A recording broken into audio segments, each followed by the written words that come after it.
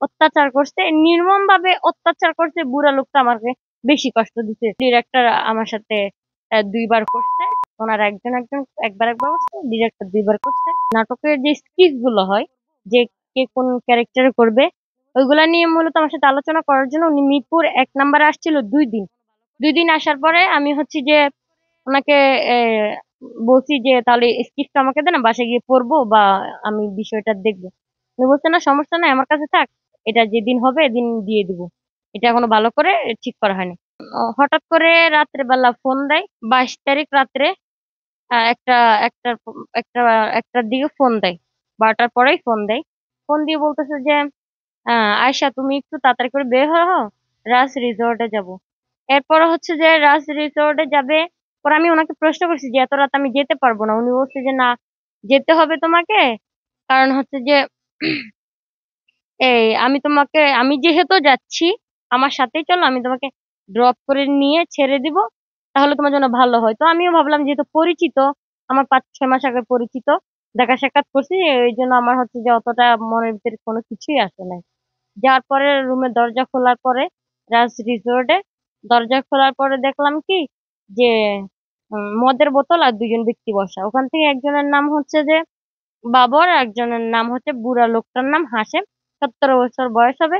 এক বা আমাকে বলতেছে, ডিরেক্টর বলতেছে যায় চেঞ্জ করে নাও গা। আমি আমার সেফ জায়গায় যাই, উনি আমাকে যেতে বলে, চেঞ্জ করি, আমি ঘুমাই পড়বো যেহেতু। আহ 2টা বাজে রওনা দিছি, 3:30 পৌঁছাইছি। সেই ক্ষেত্রে রাত হয়ে যাওয়ার কারণে, বেশি রাত হওয়ার কারণে মাথা টাথা ব্যথা, আমি ঘুমানোর জন্য ড্রেস ট্রেস চেঞ্জ করে, তারই মধ্যে হচ্ছে দরজা টোকা দিছে বাবরে। বাবরের দরজা টোকা দিয়ে হচ্ছে যে আমাকে বলে যে খোলো। আমাদের ডিরেক্টরের পিছনে ছিল। পরে ঝাঁপ করে আমার হচ্ছে যে গায়ের উপর পরে পরে জোর জবরদস্তি করে আমার সাথে কাজ করে। এবং হচ্ছে যে আমি একটা পর্যায়ে কাজ করতে অস্বীকার করলে, লাথালুতি শুরু করলে, উনি হচ্ছে মদের বোতল ভেঙে এরপর বলতেছে তুই আমার চিনস, পুরা রিসোর্ট আমার।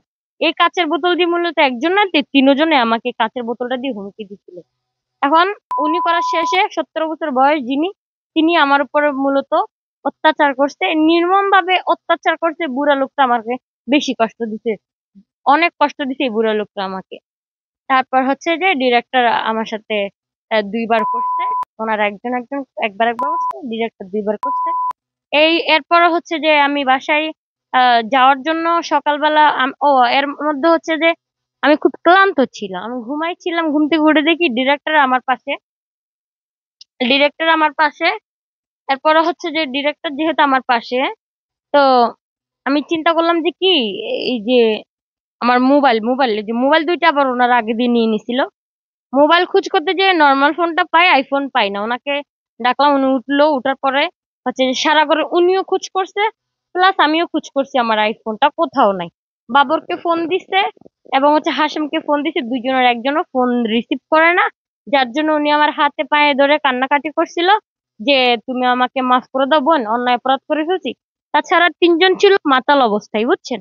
এখন এরপরে আমি 9টা থেকে 2টা পর্যন্ত থাকার কারণ হয়েছে এইটা যে উনি আমাকে বলতেছে যে আইফোন ফেরত দিবে, আইফোনটা দিয়ে যাবে, হ্যাঁ।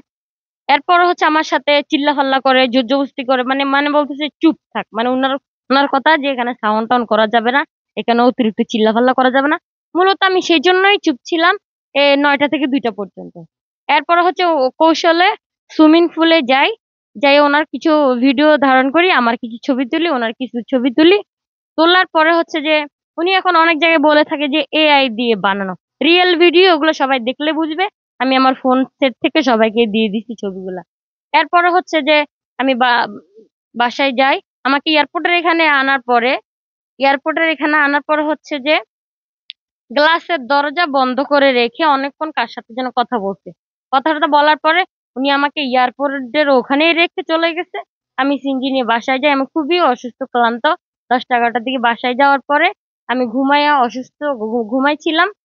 23 তারিখ ঘুমানোর পরে 24 তারিখ, মানে 24 তারিখ, অনেকে প্রশ্ন করে এতদিন পর কেন, শুধু একদিন রেস্ট নিছিলাম যেহেতু আমি ফিজিক্যালি অনেক অসুস্থ। 23 তারিখ হচ্ছে যে ঘুমানো টুমানোর পরে একটু কোন রকম ভালো অবস্থা। এরপরে যাই 24 তারিখ আমি আমাদের থানায় গেছিলাম। থানায় যাওয়ার পরে বলছে কি তুমি হচ্ছে যে ঘটনাস্থলে যেতে হবে। আমার সাথে যথেষ্ট পরিমাণ ভালো ব্যবহার করছে আমাদের এলাকার। তো উনি বলছে যে ডি ডি কি কি যেন ওনার নাম আমি ভুলে গেছি, যাই হোক উনি আমার সাথে যথেষ্ট পরিমাণ ভালো ব্যবহার করছে। বলছে ঘটনাস্থলে যাও। আমি ঘটনাস্থলে যাই। যাওয়ার পরে হচ্ছে তখন যাইতে যাইতে আমি রাতে 2টা বাজে, তখন 25 তারিখ হয়ে যায়। 2টা বাজে যাওয়ার পরে ওনারা কোনো রেসপন্স করে না, কোনো কথা বলে না। ওনারা হচ্ছে মানে যেহেতু রাত হয়ে গেছে আমিও ঘুমাইছিলাম একটা সোফায়। সকালে রাজ রিসোর্টে, গাজীপুর শ্রীপুর থানায় আমি হচ্ছে যে অভিযোগের জন্য বের হই। মূলত ওখানে যাইতে যাইতে রাতে 2টা বেজে যায়।